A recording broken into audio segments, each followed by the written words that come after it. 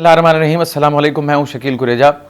जजेस ने ख़त क्या लिख दिया, हुकूमत और अपोजिशन के दरमियान एक जंग छिड़ गई है और वो जंग मुसलसल आगे बढ़ रही है। दोनों अपनी अपनी हिकमत अमली को लेकर आगे बढ़ रहे हैं। सूरत हाल क्या है वो आपके सामने रखेंगे। जबकि आज एक और अहम खबर आई, वो अमेरिका से आई खबर। तो उस खबर को देख के मुझे ऐसा महसूस हुआ कि जो बाइडन को जो है शहबाज शरीफ साहब पसंद है जबकि इमरान खान साहब नापसंद हैं। उसकी क्या वजूहात हैं और ये क्या मामला है वो भी आपके सामने रखेंगे। तो सबसे पहले तो आते हैं आज का जो पहला टॉपिक है, जो बड़ा टॉपिक है कि कल काबीना का इजलास होगा फेडरल कैबिनेट का, और उसके अंदर नाम जो है वो डिस्कस होंगे कि ये जो जजेस ने ख़त लिखा, जो एक्सरसाइज हो चुकी वो हम आपके सामने रख चुके हैं। अब उसके ऊपर डिस्कशन होगी कि इसको लीड कौन करेगा, इस जो ये कमीशन बनेगा उसके ऊपर आज हुकूमत की जानिब से 4 नाम बताए गए हैं। एक नाम है साबिक रिटायर्ड जज हैं सुप्रीम कोर्ट के, जस्टिस रिटायर्ड मुशीर आलम साहब, इंतहाई क्रेडिबल आदमी हैं।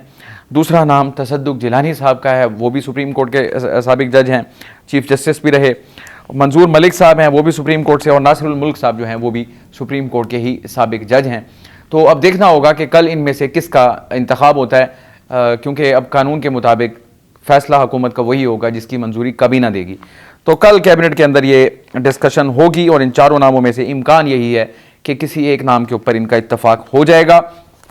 लेकिन ये हुकूमत की हिकमत अमली है और वो आगे बढ़ रही है। कल आपको पता है चीफ जस्टिस के साथ उनकी मुलाकात हुई, और चीफ जस्टिस की वज़ीर आज़म से मुलाकात से कबल अपने जो सुप्रीम कोर्ट के तमाम जजेस हैं उनके साथ मुलाकात हुई थी, यानी एक दिन पहले, और फिर वज़ीर आज़म से मुलाकात के बाद दोबारा उनकी चीफ जस्टिस के अपने तमाम जजेस से मुलाकात हुई।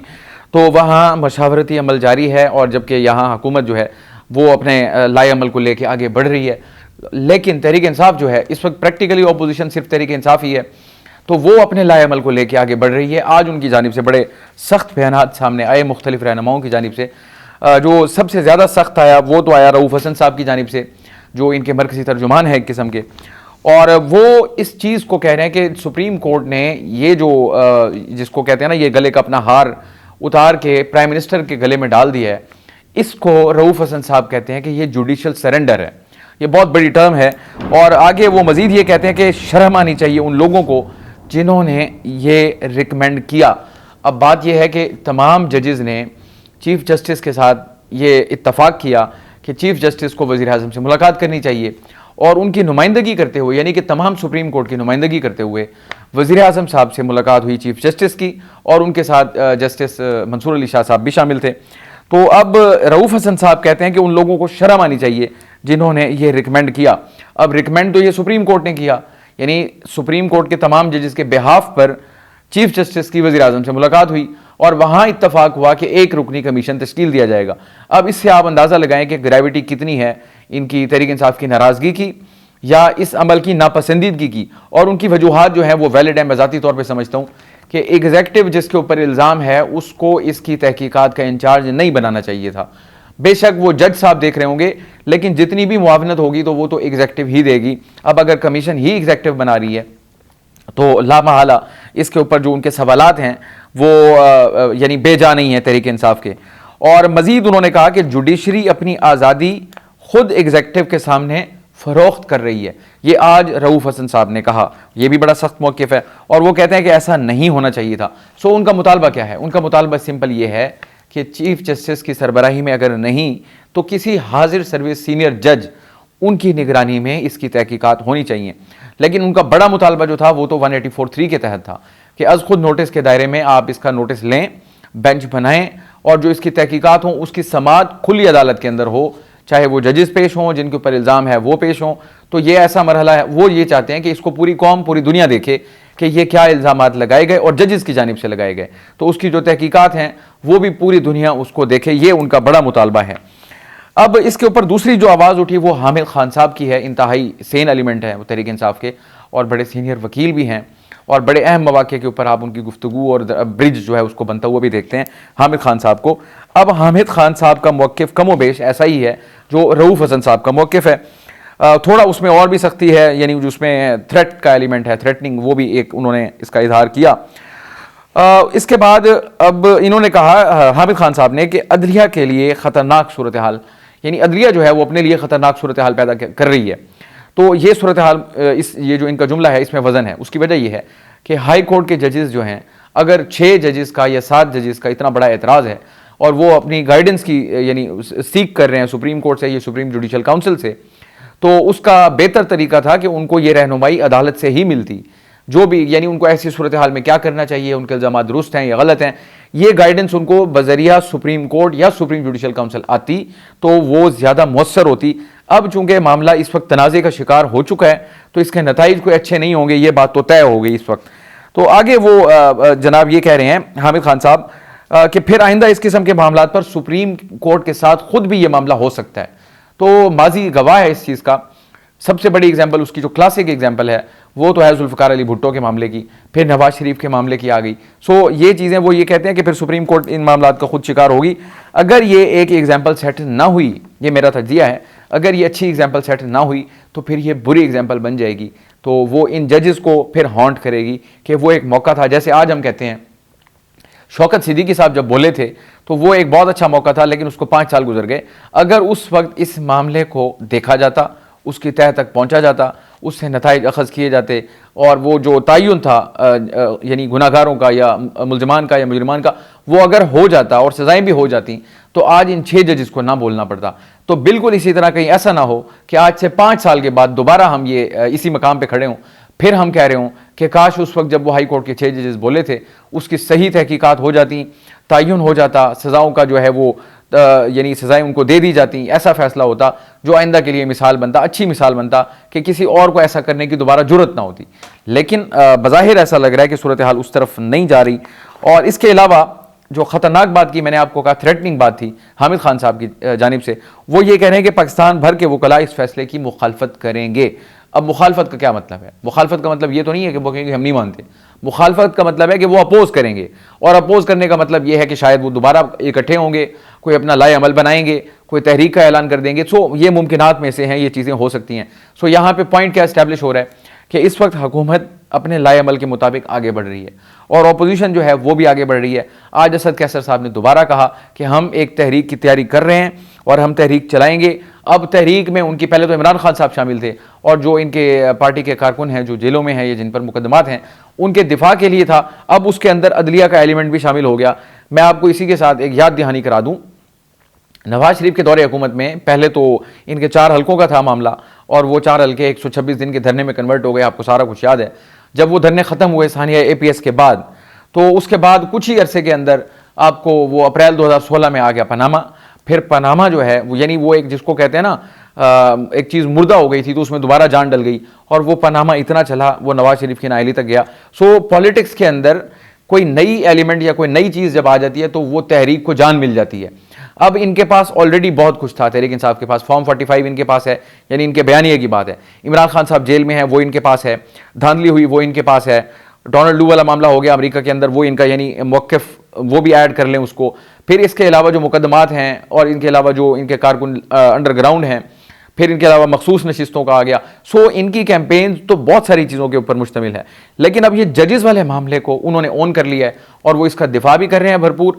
अब वो कहते हैं जो तहरीक चलेगी या हम जो जलसों का, आज बल्कि उन्होंने कह दिया कि जलसों का ऐलान भी होगा हमारा अनकरीब, हम जलसे भी करेंगे, जुलूस भी करेंगे और अब उसमें ये अदलिया वाला फैक्टर भी शामिल हो गया। सो इससे पॉइंट ये इस्टेब्लिश होता है कि तहरीक इंसाफ पीछे हटते हुए आपको नज़र नहीं आ रही, एग्रेसिव मूड में हैं और वो आगे चलने का इरादा रखते हैं।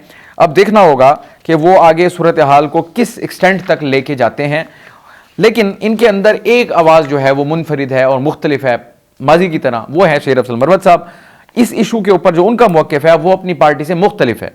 कल उन्होंने एक टॉक शो के अंदर कहा, शेर अफजल मरवत साहब, मैं इनको कोट इसलिए करता हूँ कि इमरान खान साहब के क्लोज हैं, इनको एक्सेस है, इनकी मुलाकात होती है और जो इनकी कोर कमेटी का इजलास होता है यानी बेशक वहाँ पे कोई थोड़ा बहुत तल्ख कलामी हो जाती है, ये जो भी होता है, लेकिन तहरीक इंसाफ के अंदर वो एक मुअस्सर आवाज़ ज़रूर हैं और इमरान खान साहब तक उनकी एक्सेस है और वो उनके बयानात को वहाँ पे लाते हैं। उनका मौक़िफ़ ये है, कल उन्होंने एक टॉक शो के अंदर बात की और वो कहते हैं वो खुद जज थे तो तौहीन अदालत की कार्रवाई करते। वो जजेस के बारे में कह रहे हैं कि जब जज साहिबान के साथ ये सारा मामला हुआ वो तो जज थे, उनको चाहिए था कि वो नोटिस करते उनको और उनके खिलाफ तौहीन अदालत की कार्रवाई करते। तो तहरीक इंसाफ के अंदर से ये वाली आवाज़ भी जो है वो इसमें शामिल है इस मामले के अंदर। अब इसके अलावा जो आज का इंपॉर्टेंट इशू हमारे जहन में है वो जनाब इनका अमेरिका का है। मैंने आपको गुजारिश की थी, आपको माजी याद होगा सारा, कि जब इमरान खान साहब वज़ीर आज़म थे तो बाद में जो बाइडन जो है वो प्रेसिडेंट बने अमेरिका के। इमरान खान साहब यहाँ पे वज़ीर आज़म थे, उनकी टर्म 4 साल होती है अमेरिका के सदर की, और पाकिस्तान का जो वज़ीर आज़म होता है उसकी टर्म 5 साल की होती है। तो इमरान खान साहब 2018 में वज़ीर आज़म बन चुके थे, जबकि जो बाइडन जो थे वो 2020 में प्राइम मिनिस्टर बने थे। तो उस वक्त बहुत कोशिशें की गई कि अमेरिका जो है ये यानी अमेरिका के जो प्रेसिडेंट हैं जो बाइडन, वो इमरान खान साहब को कॉल करें। इसके लिए बड़ी एफर्ट्स भी हुई, बहुत ज़्यादा एफर्ट्स हुई। फिर इनको एक ताना मिलना शुरू हो गया इमरान खान साहब की हुकूमत को कि अमेरिका जो है वो इनके साथ ताल्लुकात, अच्छे ताल्लुकात का ख़ां नहीं है, या वो इमरान खान साहब को पसंदीदगी की नज़र से बाइडन एडमिनिस्ट्रेशन जो है वो नहीं देखती। तो ये तासुर इतना तकवीयत पकड़ गया, और एंड तक इमरान खान साहब जब तक प्राइम मिनिस्टर रहे उन्होंने इनको फ़ोन कॉल नहीं की, मुंतखब होने के बाद अमेरिका के सदर। लेकिन अब आ जाते हैं, सूरत हाल थोड़ी मुख्तलिफ हो गई। अब सूरत हाल मुख्तलिफ ये हुई है कि अब शहबाज शरीफ वज़ीर आज़म मुंतखब हो चुके हैं। जो हुआ जैसा हुआ, फॉर्म 45 है या फॉर्म 47 है या धांधली के इल्ज़ाम आते हैं, या जो ये डोनाल्ड लू का जो बयान था उनकी कमेटी के सामने, वो अपनी जगह मौजूद है। मैंने आपको आज से कुछ 10-12 दिन पहले व्लॉग में कहा था, मुझे ऐसा लगता है कि ये अमेरिका और इमरान खान आमने सामने हैं। तो ये पूरा व्लॉग इसके ऊपर मौजूद है, डोनाल्ड लू वाले जो मैंने व्लॉग किया था, पहला व्लॉग। तो सूरत हाल कुछ ऐसी ही अब दोबारा उसकी एक झलक आपको नजर आई। इन्होंने IMF को ख़त लिखा, वहाँ से कोई लिफ्ट नहीं कराई गई। मैं बता चुका हूँ कि IMF के ऊपर, IMF का सबसे बड़ा शेयर होल्डर अमेरिका है, और अमेरिका का उसके ऊपर बड़ा असर रसूख है फैसला साजी में और हर चीज़ में। वहाँ से कोई लिफ्ट नहीं आई। उन्होंने कहा जी हमारा ये इस्तेहकाक नहीं है। IMF ने कहा हम सिर्फ जो मामलात हैं माशी उसको देखते हैं, उससे अलावा धांधली की तहकीकात हमारा मैंडेट नहीं है, तो इसमें हम कुछ नहीं कर सकते। तो ये इमरान खान साहब का ख़त गया, वहाँ से जवाब आया नो। फिर डोनाल्ड लू वाला मामला आ गया। मैंने आपको गुजारिश कर दी थी कि वहाँ से इनको खातिर खा तवक्को नहीं रखनी चाहिए, तो उन्होंने दरमियानी रास्ता लिया, इमरान खान साहब के साइफर के बयानियों को उड़ा दिया, और जो इनका धांधली का था उसमें कहा जी इरेगुलरिटीज़ बिल्कुल हैं। किसी हद तक वो इमरान खान साहब को सपोर्ट हुआ, लेकिन जो बुनियादी इनका था साइफर, उसको उन्होंने उड़ा दिया। फिर उसके बाद आ जाएँ, इन्होंने IMF के बाहर और वर्ल्ड बैंक के बाहर मुजाहरा किया, वहाँ से भी इनको कोई लिफ्ट नहीं कराई गई, क्योंकि IMF का बयान आ चुका है कि वो पाकिस्तान के साथ आगे बढ़ना चाहता है। पिछला प्रोग्राम मुकम्मल हो रहा है, आखिरी किस्त की मंजूरी हो चुकी, अगले प्रोग्राम के लिए तैयारी हो रही है, और इम्कान यही है कि वो भी मिल जाएगा।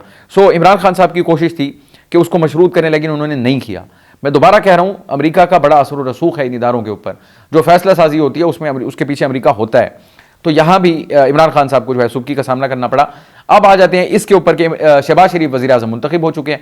जो और जैसे भी हुआ, मैंने गुजारिश की, चाहे वो फॉर्म 45 के हैं, चाहे 47 के हैं, चाहे धांधली है, वो सारे के सारे मामला यहाँ पे चल रहे हैं। अमेरिका के पास रिपोर्ट सारी मौजूद होती हैं, लेकिन इस सब के बावजूद आज जो उनका तय नीयती पैगाम, जो ख़त शहबाज शरीफ साहब को मिला, उससे आपको ये पता चल गया कि उन्होंने इनको एक्सेप्ट किया है, और वो इमरान खान साहब का जो एक्सेप्ट ना करने का एक मौक़िफ़ है उसको उन्होंने कोई खातिर खा वज़न नहीं दिया। ये वहाँ पे एक्सेप्ट हो चुके हैं, IMF का प्रोग्राम होने जा रहा है, ये सारी चीज़ें हैं। तो मेरा वो पॉइंट जो मैंने पिछले किसी व्लॉग में कहा कि इस वक्त बज़ाहिर ऐसा लगता है अमेरिका और ये आमने सामने हैं।